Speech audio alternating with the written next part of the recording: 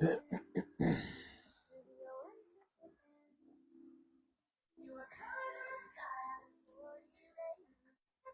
okay. Welcome to a beautiful Sunday morning, and welcome to the podcast if you're listening there. We've had such a lovely week this week, while we've been quite busy, but glad to be here with you on this lovely morning. It normally happens on Sundays, which is normally a bit of a relaxed time for most people. So I'm not joined by my lovely wife today because she's not feeling too well. So Tori's in bed as we speak. And so she sent me out here all on my own, which I'm very happy to do, although we will miss her. But it does mean I can play my own music, and it does mean I can do a lot more history than what she would normally allow me to do. Normally get a kick under the table for too much history. Anyway, thank you so much for tuning in today. We're busy with a new series called Jesus the Disruptor. And this is going to be from the book of Mark. And although we have dealt with the book of Mark previously, we're going to be zooming in on what I believe to be very much like emphasis of the book of Mark. Mark is concise, quick, hard, runs through all the facts. But it seems very obvious that Mark wants us to know that Jesus is not just another prophet. He wants us to know that Jesus is the Messiah, and believes that Jesus is the Son of God, according to what Mark, or the writer of Mark, then puts down for us. Okay, so today we're going to be moving on to session 2, which is called the Temple Interface. And in this session, I want to introduce an idea that I think is quite important, and I don't think I've ever verbalized this publicly. So I want to be doing that today. But I think that in Mark here, we can find a very powerful tool for life today with God, with Jesus, and the Spirit of Jesus, or the Spirit of God that lives within all of us. So last week we had a quick squiz at Mark 1. In Mark 1, we see Jesus announcing that he's bringing change, and that it's going to be good for everyone, and that people would need to change and embrace and trust this news, because it's really about the rule of God coming to earth. He then goes on to 2 specific cases which we highlighted. And the first one is he walks into the synagogue, which is where the religious people would have been, religious Jews. And there is this guy that when Jesus starts talking, he kind of manifests and he says, "Leave us alone." The Greek says, aha, like some type of expression of "let it be," basically is what it literally would mean. And this to us represented, and I call this the synagoguean, someone who is averse to the change that the Spirit of Jesus brings, or that Jesus brought in those times. A religious type of attitude that says, no, we're happy the way it is. We don't need any change. It's just not required. And then Mark records how this, then by exorcism, this thing comes, he calls it an evil spirit, comes out of the man, and the man is made clean, or the unclean spirit is removed. And the second account is a little bit later on, where Jesus meets a leper. Now, the attitude of the leper is completely different. In fact, it's opposite. The leper acknowledges his own uncleanness, comes to Jesus and says, if you are willing, could you make me clean? And Jesus says, I will. And the leper is clean, and it's a great story with a great ending. But the reality of these two, it's just started raining on me. Let's see if I can make it through the rain. The difference between the synagoguean and the leper is that the leper comes in humility, acknowledges his inefficiency or his uncleanness, and gets cleaned as well.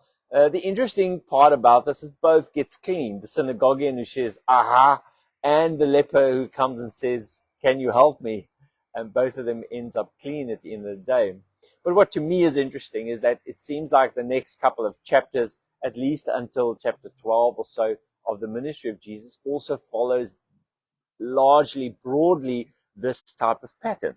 So if you read the rest of the book of Mark, chapter 2 to around chapter 10, what you're going to find is Jesus going around, and he does healings, He calls the disciples. He tells parables about the kingdom. He does all these miracle things. He walks on the water, calms a storm. He feeds the 5,000. Peter declares that he's the Messiah, and then it kind of culminates in the transfiguration, which to Mark would have been, I think Mark writes this, or the writer of Mark, I'm just going to call it Mark for now. Mark writes, as in this moment, the law and the prophets acknowledges Jesus, and God also acknowledges Jesus as the Messiah, the one that is to come, the one they bear witness of. All right. And then something else happens. Jesus starts going to the temple. And Jesus, as far as we can see from Mark's gospel, he goes to the temple 3 distinct times. And each time he goes, he does something completely different. So this whole series is based around these 3 temple visits. But today, we just want to create a bit of an introduction before we go to the actual temple visits. So what happens in chapter 2 to 10 is, in my view, I see Jesus going to the lepers.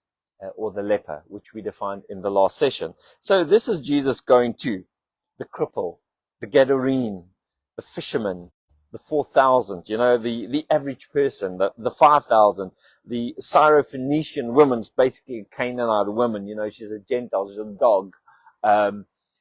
He wasn't supposed to go to her, to the blind boy, to the deaf. In my view, this is Jesus going out into normal life and touching, healing, curing that which represents the leper, the part of society or the part of us that is able to acknowledge, I am unclean, or I need, I'm spiritually poor, can you help me? And then things change around in chapter 11, because then in chapter 11, the next couple of chapters, 2 or 3, he goes to the temple, which now represents for us the synagoguean. The place where God is supposed to be, the place where God has been worshipped for 1,000 years, the place where the understanding of God should be ample. So it seems like the book of Mark, you can divide it up into these 2 little portions, although the one is much larger than the other. Jesus spends his time with the average person, helping those people that presents to us or represents to us the leper, those who are acknowledging they need help, and then goes for almost seems to be the crux of the mission is the synagoguean, or going to the temple, going to the part that was supposed to be clean but wasn't, and on top of that is unable to recognize its own uncleanness. So this happens in chapter 11, and we're going to be looking at that in some of the next sessions quite in detail.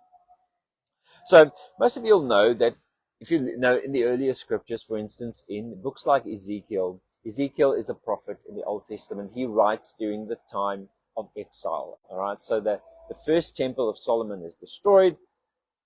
The literati, the officials, the influential are exiled to Babylon, and it seems like Ezekiel is amongst these, and he writes in this exile, and he's writing about the temple, and he has this vision about the temple, which is now destroyed.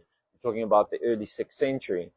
And he writes about it as like the Spirit of God taking him to the temple, and he goes in and he says, what? And the Spirit of God says, look here, look what they're doing here. And it's all like a vision, a dream, like a movie playing in front of him of all of the, what he calls abominations that are happening in the temple.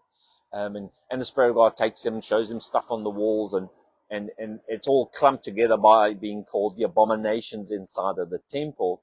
And as I understand it, this is God making Ezekiel aware of the nonsense that was actually going on in Israel, and in some way then telling them that this is the reason why you're in exile. So we have a tradition in the biblical scriptures, in the Hebrew scriptures, of God coming to the temple. And then what we later on read is about Ezekiel measuring the temple in Ezekiel, I think it's 40 or 41. And this measuring of the temple is a metaphor for God coming to take the temperature of religion, take the temperature of the temple, seeing how it is thinking and what it is doing and how it's actually practicing. And then obviously the temple comes short, and this is what kind of Ezekiel is about God being upset about what's going on in the temple. So what we have in the book of Mark, which is really, as we understand, the first gospel, the one from which Matthew and Luke writes, we have this same kind of theme of Jesus coming to the temple, coming to measure the temple. If you know the book of Revelation, you'll know that the same thing happens in the book of Revelation. I have no doubt that the book of Revelation is actually about Jesus coming to the temple. That he comes to measure again to see what's going on in this temple. And why is this significant? Well, it's significant because it's this idea that the temple is supposed to know. The temple is supposed to be the bastion of religion, of understanding about God, about the bastion of wisdom about God. And that it ends up being the place where a demon has to be exorcised from. Jesus actually uses this type of terminology in some of the other Gospels when he speaks about this generation. He says that they are like someone who's had a demon and it's been cast out and nothing fills the space and it comes back 7 times worse. And so this, the irony, I guess, of the temple visit is exactly this, that it is the place that should have known but doesn't. And it is the average man on the street that is able to come with humility and poorness of spirit to Jesus, acknowledge their uncleanness, their insufficiency of understanding, knowledge, moral insufficiency, and not the temple. In the temple, what you find is people that are often portrayed very negatively in the New Testament, Sadducees, Pharisees, that were self-righteous. I think if there is one word that the New Testament does, or one idea the New Testament does bring about for the Sadducees and Pharisees, it's the idea of self-righteousness, and that they believed they had it and had no need of exorcism, if I can use that word like this. But it seems to us that Jesus is not put off by this idea of the religious system being self-righteous, but he actually guns for it, like he is on his way there. And he goes there 3 times, and I'm going to mention the 3 times quickly, and we'll spend a lot of time on this at a later stage. But the first time Jesus goes to the temple, it's for reconnaissance. And it's quite interesting. I've never really noticed it until I studied the subject. But he goes and he just looks. He just looks at everything, and he does nothing, and he says nothing, and he leaves, and he goes and sleeps somewhere. The next day, we have the account of the fig tree, which we'll spend time on. But then from the fig tree, he goes, according to Mark, he goes back into the temple. And this is where we have the account of Jesus overturning temples, right? He's not happy, and he's actually doing something about it. And if you read that portion after, you'll see he actually brings a halt to all of the functions of the temple. He stops, he disrupts the entire system in those moments. And, a lot of time we speak of this as Jesus bursting out in anger. He couldn't control himself anymore. But to me, it seems quite obvious that, at least from Mark, he went the previous day, saw what was happening, and had time to think about exactly what he was going to do to the temple. He goes back and he disrupts it, and then he leaves. They obviously want to kill him by this time. And then he comes back a 3rd time, and in the 3rd time, he brings teaching, and he addresses the issues of the temple. In other words, like in the ways of Ezekiel, he is now giving us a measurement of the temple. Where does the temple fall short? Right? And he starts teaching on certain things, and we're going to be spending most of our time really on these things, the things that it seems like Jesus emphasized, the things in which the temple fell short. My iPad is almost completely wet here. If you could see the rain, actually it's not cold. If you're from another province or country, it's not really cold out here. It's lovely out here, but the water is coming down a little bit. So we see Jesus going to this temple. So what did the temple represent to the Jews? Now, if you know anything about Jewish culture or the history of the Jewish people, the temple is a big deal. The temple becomes a big deal under Solomon. It represents God. It represents God on earth, God's place on earth. There were no images in there, but we read repeatedly in the Old Testament, that's the place where God showed his glory, and the glory of the Lord filled the temple is a very, very familiar term that, that we all know. Glory, to some weight, of course the Hebrew means weight, but in the New Testament, glory also means reputation. And so the temple was the place where God makes his name known. It's the place where God shows his character, his authority, and his nature. So the temple is that place that ties humanity, or let's say the Jews for now, it's an interface. It's a like your screen of your computer is your interface, together with your keyboard is your interface that you are using to interact with the brain of the computer. Now, the brain of the computer is something, it's hard to understand how the brain of a computer works. Like, I've actually studied it in school, in university, and I've read up on it afterwards myself. And, I never can retain all the understanding about how a computer works, but it's ones and zeros that can work miracles, basically. Let's say for arguments, for all intents and purposes, you can't understand how the thing works. But the interface helps you, because the interface is an amazing thing.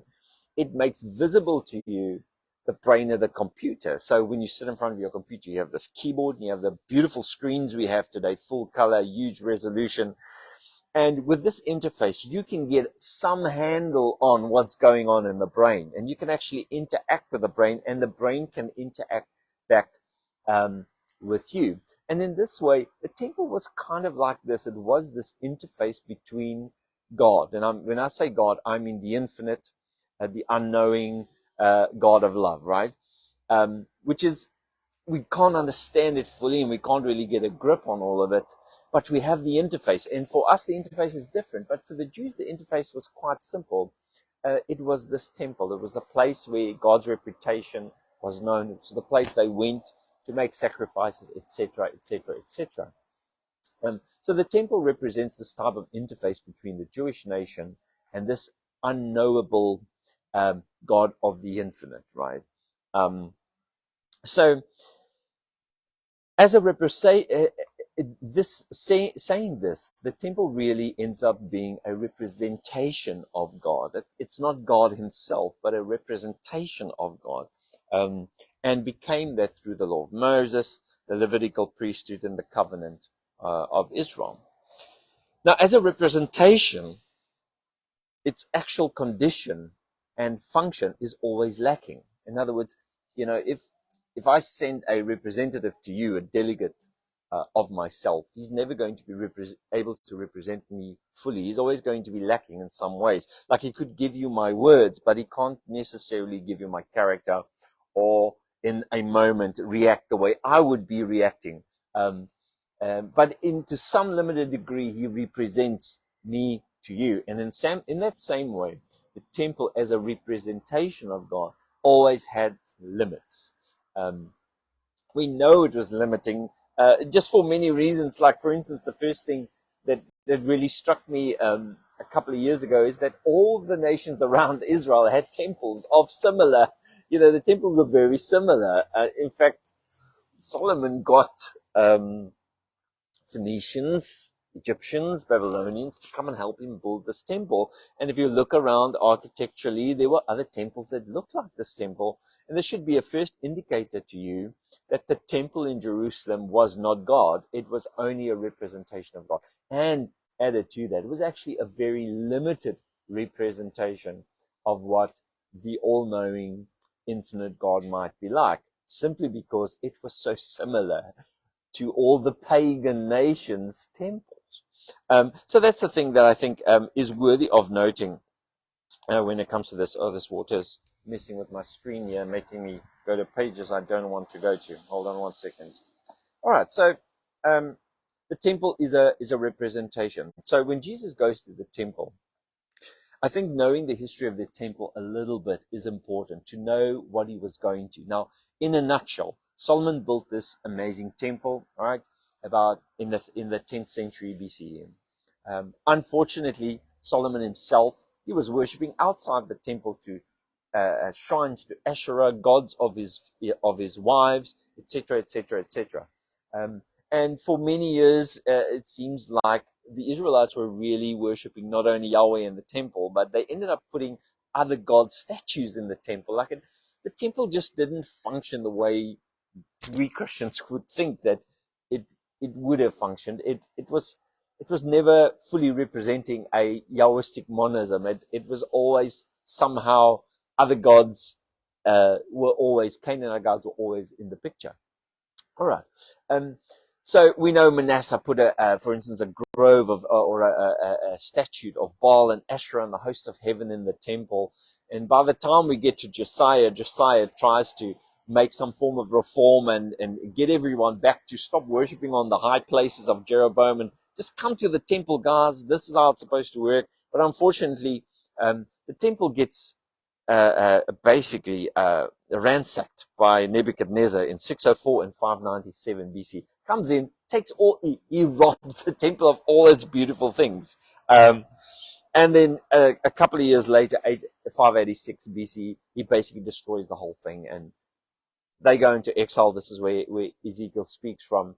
And then Cyrus the Great of the Persian Empire that conquers Babylonia then eventually sends them back to come and rebuild their temple. We know archaeologically that the temple that was rebuilt was it was so small that it was very modest. And we also know that for the next 400 years, archaeologically, not much was actually happening in and around Jerusalem. They're struggling to find archaeological evidence of the rebuilding of Nehemiah's walls, and most of the leading archaeologists of Jerusalem and the surrounding areas, actually, they are starting to think that the accounts in Nehemiah actually comes from the much later Hasmonean period, and that for 400 years, very little was actually going on in around Jerusalem and the temple. So this was relatively peaceful, but very, very minor at a second-rate temple that was there for a while. By this time, also, the most important thing is the ark is gone. And that was the very heart of the temple. The reason why the temple was built, this was no longer there. It was an empty shell. It's sad. So then by the year 160 BCE, roughly, we have the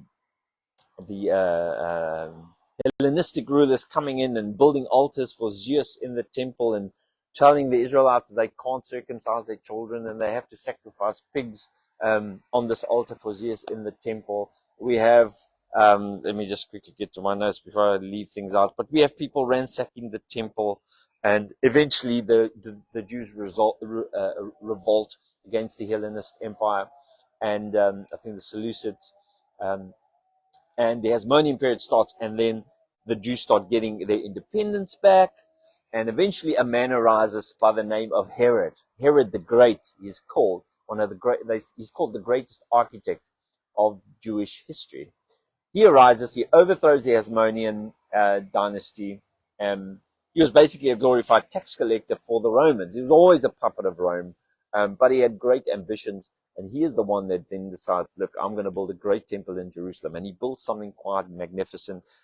Some people argue that it's one of the greatest temples, or the greatest architectural feats of the first century. So he built this massive temple, Herod the Great, of which the Temple Mount you can still go to. Temple is no longer existent.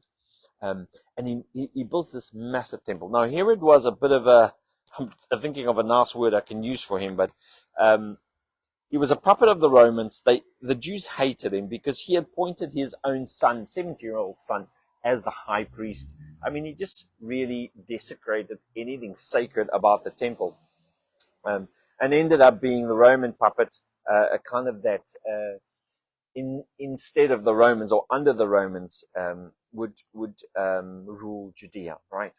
And so he starts this massive building project in 20 BCE. And the temple gets inaugurated when Jesus is about 4 years old. Finally, the temple gets completed 46 years later to 26 CE.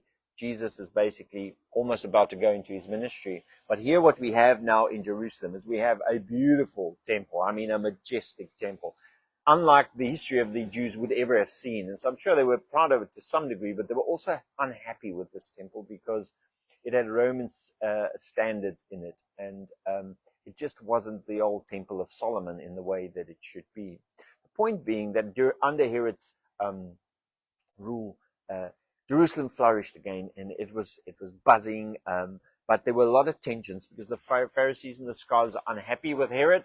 There were some zealots that were unhappy with everyone. They were basically a vassal of Rome, and so Rome was really ruling the area during this time. And so it's at this point that Jesus eventually makes his way over to the temple during this great period of prosperity and this amazing interface. The best interface the Jews had ever seen of God was this temple. although once again the ark was missing, there was really nothing in it. It was built by someone who had no respect for the priesthood, puppet of Rome. And so although it was grand in its architecture, it really was deficient completely in any real spiritual sense of what the temple was supposed to be. So the temple had quite a troubled past, as you would see if you went to read about it. It was never really representing God fully. Although we read in Solomon's time God coming and inhabiting the temple, if you really read the history and historically go look, it just seems like it never really functioned properly. And we could expect that also from something that tries to represent God. It's really not possible. So what I would like to just end off the session with today is the idea of the temple as interface, not only for the ancient Jews in their understanding of God, but the temple as also a picture and a type for me and you, that we each have a temple. We each have a representation of who God is in our lives, the way we understand him, the way we believe he functions with us, the way we function with him. In other words, the best example I could possibly give of such an interface is something like us speaking about God as our Father or the Father, right? This is a well-known idea about God. Jesus uses it. But we have to realize that in the end of the day, this is a temple. This is kind of like, it's a metaphor in terms of human experience to try and make sense of who God is to us. And whenever you take any metaphor or parable and you want to apply it literally, it starts to slowly fall apart. So you could ask questions about God the Father, saying like, okay, so where is our mother? Well, we don't know. Does God have anatomy that would allow him to make children? No, it doesn't mean that, Francois, don't be silly. Is God male? Oh, we're not too sure now. Yes, he has to be male if he is father and we are son. Does he have genes like ours? Do we have his genes? Now, the point, I mean, these are ridiculous questions, but the point is just to highlight that the ways we think about God, they are all metaphor. They have to be metaphor because it's impossible for a human to articulate what the infinite God is like. Every time we open our minds, every time we think thoughts about God, it ultimately is only in terms of the things we understand, in terms of the things we have a grasp on. And so the moment me and you think about God or speak about God, as I might be doing today, we immediately reduce God into our box. We immediately push him into our temple, our interface with that part of the computer that we can really not know. And so and that might be the reason why there are so many different ways that people understand God, is that we really just, it's all approximations of who he is. God as a father is really a parable. It's a very good one, and we accept that, and we use it as truth. But really, it's just God in the most familiar terms of our own human experience. So our current understanding of God is always also a type of metaphoric temple. It's our interface with God. My understanding of God, maybe when I was about 17, let me say, my understanding of God was that he was basically male. He had a long beard, and some of the scriptures some of the scriptures told me he was wearing white, and his eyes are like fire. And so I had a picture of what God had to be like, and he had to be in heaven, so it meant that he was up, possibly, just above the clouds. I didn't have really a good grasp in the 80s of scientific understanding of the cosmos. That was my temple. That's the temple I worshipped in. I worshipped there, and that's the place where God met me. And that's okay for that time. But the reality is that it really was a temple. It was a temporary understanding. It was me putting God in my own ways, in my own terms, and in my own metaphors. So, but as we grow and as we move on, we realize that temple was insufficient to house God. And this really comes, I believe, as Jesus in the New Testament comes to the temple and says, not one stone will be left. In the same way, Jesus continues today to come to us, come to our understandings of God and says, no, not one stone will be left. In other words, the Spirit of God Spirit of Jesus continues to broaden our understanding of who God is, continues to lead us into truth. As I think the Gospel of John says, that the Spirit of God will continually lead us into truth, teach us about Jesus and the Father. So we should expect the Spirit of God that is within us to continually bring to life the realities about God. Right, so the point I'm trying to make is that our current understanding of God, your understanding of mine, which might be completely different, they are ultimately only parables, metaphoric language, and they represent a kind of temple. God is understood by the limits of our minds, of our understanding. God is always bigger than the temple you've built for him.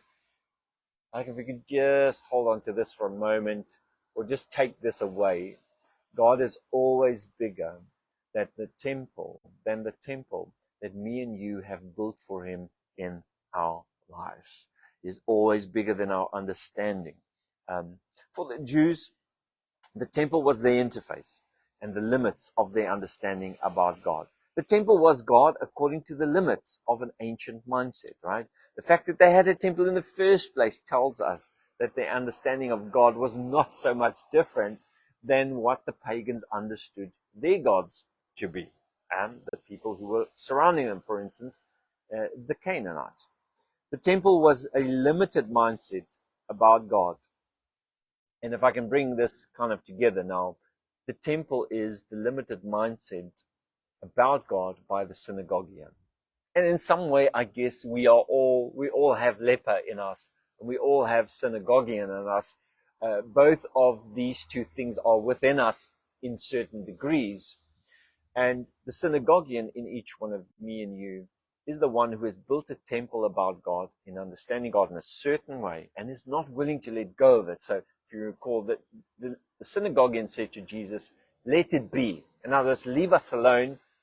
We're happy with the temple. We're happy with the way it is.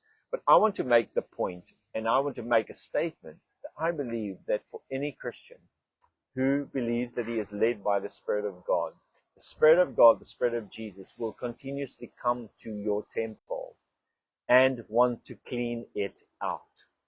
Clean it out here, representing letting go of ideas about God that are insufficient, like my 17-year-old idea that God was basically a male, a human just above the clouds. I had to let go of that idea. I had to realize that the temple I had built for God, the interface I was using, was not good enough to represent God properly. I had to upgrade my Windows or my Safari interface to represent better the God that made all of this. And the point is that as we starting to understand how big this universe is and how it came about and what we are and how our life came about, and we have to make space for a God that is bigger than possibly the way that the Israelites understood him, a God that is bigger than what possibly even the disciples understood him to be, a God that is bigger than the God Augustus understood, a God that is bigger than the God that Calvin understood. A God that continuously draws us into a better understanding of who he is. In other words, in terms of this little speech here, monograph, God comes to always upgrade our temple. Our understanding of him needs to be in a place of, this is going to sound weird, of leprosy, of being the leper, of saying, I am unclean. Can you clean me out? And I think when we come to that place where we are constantly before God with this humility, that's the place of change. And that's actually the place of wisdom in that humility. God is bigger than our imagination. And that's a huge statement there, Andre. Because it means, and that's kind of what I'm trying to say, is that even our wildest horizons, even our furthest thoughts, are incapable of holding him down in a specific temple. Which means that we have to live always knowing that whatever our current mindset about God is bigger than that. And that means we need to remain open. And when we become too fundamental, in other words, if we become too sure about exactly what God is like, about exactly what God would do and did, we lose the opportunity of the Spirit of God leading us into a better place, upgrading our temple or destroying our temple and rebuilding a better one, or whatever terms you would like to use for that. It's that humility that needs to stay with us. Okay, so the point of Mark is this, and we'll get to this later on. Jesus eventually, after these visits to the temple, after disrupting the entire temple function, after teaching in the temple, he tells his disciples that every stone has to be turned over. Now, this is a horrible, and I think the book of Matthew elaborates a bit on this. I've read it so many times, but Jesus and the disciples come away from these magnificent buildings, and they were magnificent. And they say, Jesus, do you see all this beautiful buildings? And they're like, I'm not sure why they asked that question, but he tells them, I'm sorry, guys. I'm sorry to tell you. I'm sorry to inform you. But this temple is not going to make it. Every stone will be turned over. None will be left the one upon the other. And he gives reasons for that, which I don't want to go into today. But the point is that when Jesus comes to your magnificent temple, how will you respond to the stones not being left upon one another? Or will me and you have the attitude of the synagoguean that says, let us be, just leave us. We're happy with the way things are. So I want to ask one or two questions before I end the session off. And these are questions that's supposed to challenge me and you in our ways of thinking. And the first one is, what does your temple or your representation of God look like? And if maybe you haven't spent time on this in your life, maybe you just accepted what everybody else has said around you. Maybe you read the Bible sometimes, I know for myself, the reason why I had misapprehension about who God was is I read the Bible shallowly. I wasn't interested in the context. I just took everything in a very biblicist way. I read it literally. It has to be literally true, otherwise it's not the Word of God, etc. But the question is, what does your temple look like? What does your understanding of God look like? And I think the second question is, are you willing to upgrade? Or are you willing to have some of those understandings demolished? Are you willing to take on new understandings? If you're not, it means that, if me and you are not, it would mean that we have come to a place where we believe we have no need of upgrade of our understanding, and we kind of are defaulting to the synagoguean. But I want to challenge you to rather learn from the leper with regards to our understanding of God. From the leper, we learn that we don't have a full understanding, that our human limits truly are limits, and that they need to be expanded, that they need to be enlarged. I'm not crying. I'm crying out my forehead of the rain that's still coming down from the top. So what limits do you have, consciously or unconsciously? And what are those limits, and how have you placed them on God? The worst place to be spiritually is to think that your temple is God. I think that's the worst place you could be at. The worst place the Jews were at this point was exactly this. They believed their representation of God was accurate and without any need for upgrade or demolishment. That's the most bankrupt spiritual position any one of us really can take, is to think that our temple, our representation of God, our understanding of God is exactly how He is. It's the poorest place you can ever find yourself. It's the worst place to be in spiritually. The Spirit of Jesus loves, heals, feeds the leper in all of us, right? But make no mistake, the focal point of Jesus is the temple. That's where He's going. That's where the real stuff is going to happen. Our current impressions, representations, limited knowledge, our approximations of God in our lives is what God is truly after. Simply, I think, because He wants to reveal Himself to us, and He wants us to know Him. Paul says in 1 Corinthians that I will know as I am known. And he speaks about the future. He speaks about his longing for the perfect love that will end like this, to know as I am known. So the problem with tradition and church tradition and the traditions in Christianity, I think, is exactly this. It builds beautiful, grand temples. And I mean they are beautiful, and I mean they are grand. But they suffice to maintain and glorify past understandings. They memorialize past understandings of God. But it is the terrible. So tradition does this, right? It builds these amazing temples. I was born into such a temple. It had a complete theology. There was an answer for every question I had. Why does God do this? Oh, no, it's because of that. And why do these people die there? No, it's because of that. And what happens to this person? No worry, it's because of that. Everybody knows the answer of exactly what God will do and how He will do it.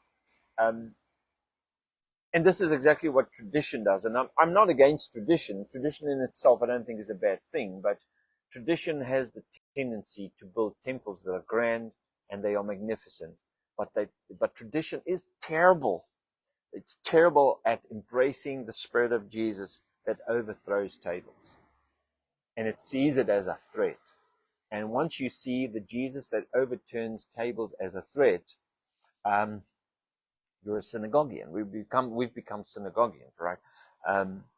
The Jesus that brings better ways of understanding who God is. And I mean, if you really think about the whole New Testament, and let's take Mark as a core of what the gospel is. This is what Mark is about.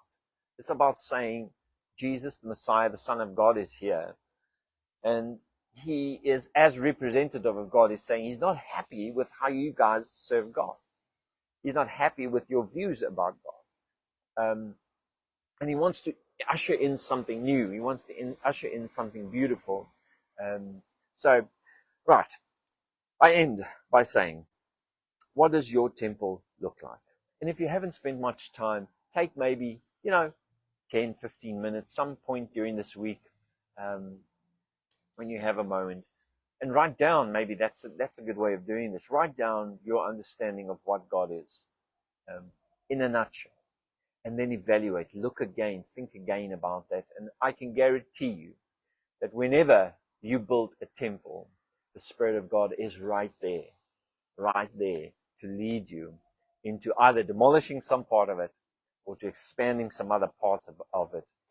At the end of the day, we are all in the same boat, and we have the fortune, the great privilege of having God work through our own consciences, with inside of us, drawing us out, and bringing us to better understandings of who He is.